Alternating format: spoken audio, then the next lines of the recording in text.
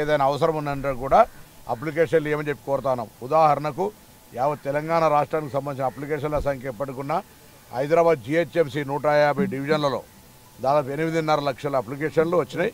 అదేవిధంగా వేరే కౌంటర్ వేరే పెట్టినామో అనేక సమస్యలకు అప్లికేషన్లు తీసుకుంటామని చెప్పినాం కదా, అది కూడా 1.5 లక్షల అప్లికేషన్లు ఇక్కడికి వచ్చినాయి. ఈ యొక్క నాంపల్లి నియోజకవర్గంలో దాదాపు 34,000 అప్లికేషన్లు వచ్చినాయి. ఇది అలా కంటిన్యూ అవుతుంది 6వ తారీఖు వరకు. సో అందరి అవకాశాన్ని వినియోగించుకొని దాంట్లో ఎక్కడ కూడా రాజకీయ నాయకులు పార్టీలు అనేకమైన మాటలు మాట్లాడతారు.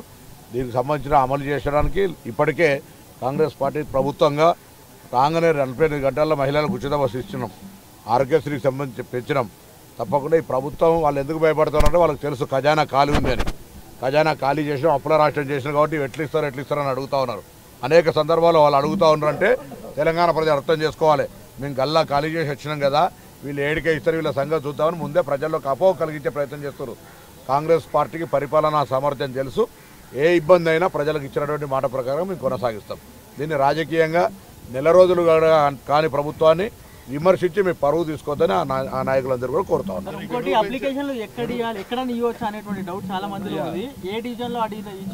ఇప్పుడు వాళ్ళకు దీనికైతే ఒక రద్దీ పెరగద్దని ఎవరి ఏరియాకు సంబంధించి వాళ్ళు రోజు ఎంతమంది రావాలనేటువంటి ఆలోచనతో అంత ఒక క్యాలిక్యులేట్ జిల్లా కమిషనర్ గారు కావచ్చు, జిల్లా కలెక్టర్ గారు కావచ్చు, మిగతా జిల్లాల స్పెషల్ ఆఫీసర్లు వేసి అట్లా తీసుకుంటున్నాం.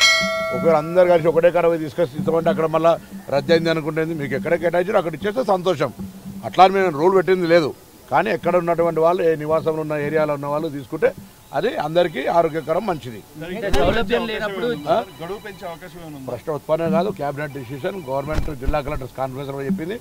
గడువుకు ఎండ్ ఉండదు. ఇక 6వ తారీఖు లోపల ఏమని చెప్తున్నాం. దాని తర్వాత 4 నెలల తర్వాత మళ్ళీ ఒక కార్యక్రమం తీసుకుంటామని ఆ రోజు తీసుకునే నిర్ణయం ప్రకారం ముందుకు పోతాం. సార్, ఇన్ని లక్షల అప్లికేషన్లు వస్తాయని అనుకున్నారా? మీకు అంటే హైదరాబాద్లో ఒక సీట్ రాలేదు, సమస్యలు ఏమీ లేవు, అందుకే హైదరాబాద్లో మాకే వచ్చినటువంటి అంశాన్ని వాళ్ళు చెప్పే ప్రయత్నం చేశారు. మీరు దీన్ని బట్టి మీరే చెప్పాలి. ప్రభుత్వంలో ఎంత అన్రెస్ట్ ఉంది, ఏ విధంగా సమస్యలు ఉన్నాయి. మాటలు గ్యారెంటీతో నడిచింది కదా.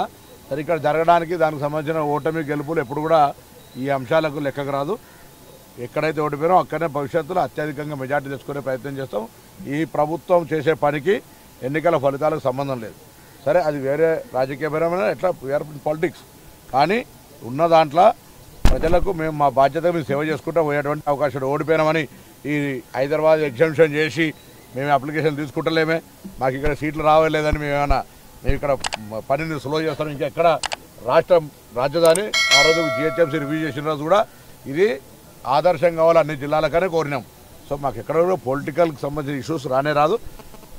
ప్రజల సమస్యల్ని ఇప్పుడున్న అధికారంలో ఉన్న కాంగ్రెస్ ప్రభుత్వం మా మాట ప్రకారం మేము పరిష్కారం చేసే బాధ్యత తీసుకొని పోతాం. దీనికి అందరు సహకరించి ఎవరైతే విమర్శ చేస్తారో ఆ విమర్శకులన్నా కనీసం కొద్ది రోజులు ఓపిక పడితే ఎప్పుడైనా మంచిది.